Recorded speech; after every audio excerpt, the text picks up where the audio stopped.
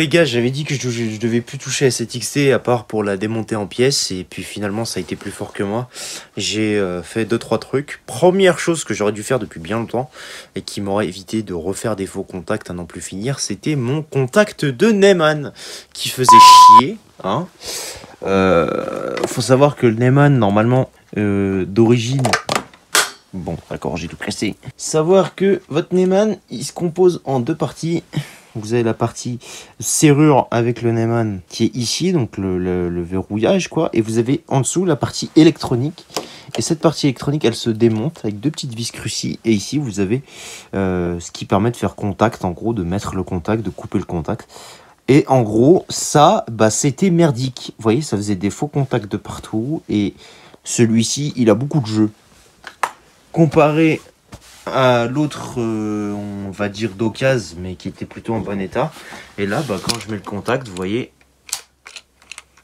le contact est vraiment très sec. Et ça, j'adore.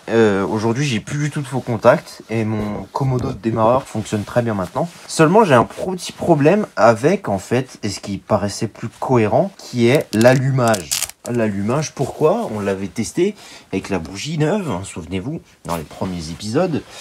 La bougie envoie une étincelle et cette étincelle fonctionne super bien, il n'y a pas de problème. Elle le fait bien, l'étincelle, c'est pas le propos. Donc c'est pas la bougie, c'est pas le fil de bougie. J'ai décidé de passer outre la bobine.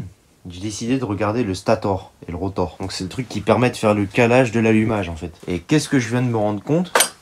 Je viens de me rendre compte que là j'ai démonté ça, donc vous voyez. Donc déjà de 1 ça baigne dans l'huile. Je pense que c'est normal, hein. Les puristes me diront.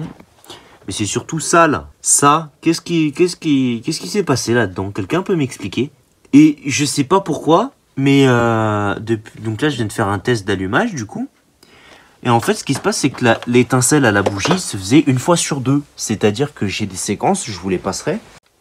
Ok, test de l'allumage.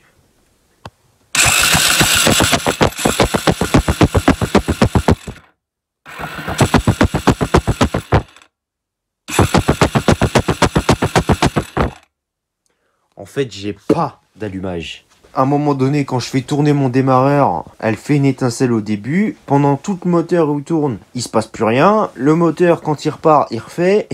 Un peu aléatoire, quoi. Et je pense que ce sera à cause de ça. Et j'ai aussi trouvé, du coup, ma fuite d'huile, ça venait de ça.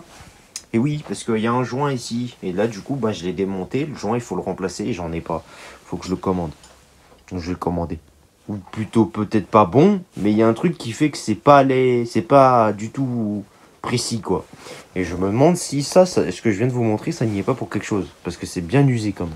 Donc bon, on verra ça dans un prochain épisode.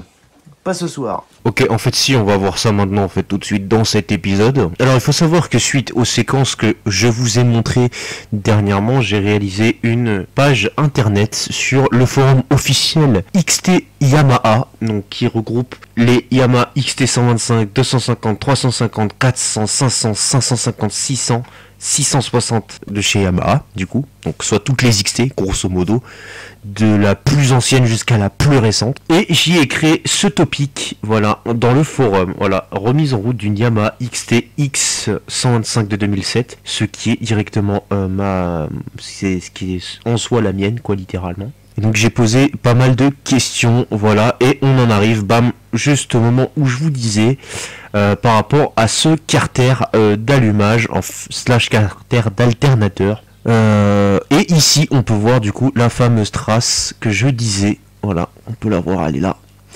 Donc la trace ici, et dans le forum, il y a quelqu'un qui m'a répondu, ces traces-là pouvaient correspondre, voilà, ici.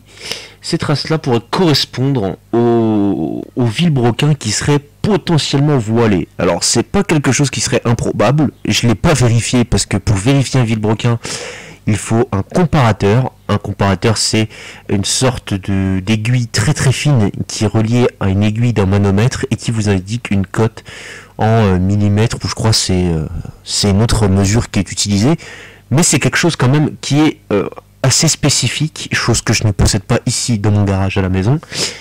Donc clairement, je ne vais pas contrôler le vilebrequin. Idéalement, il aurait fallu le changer.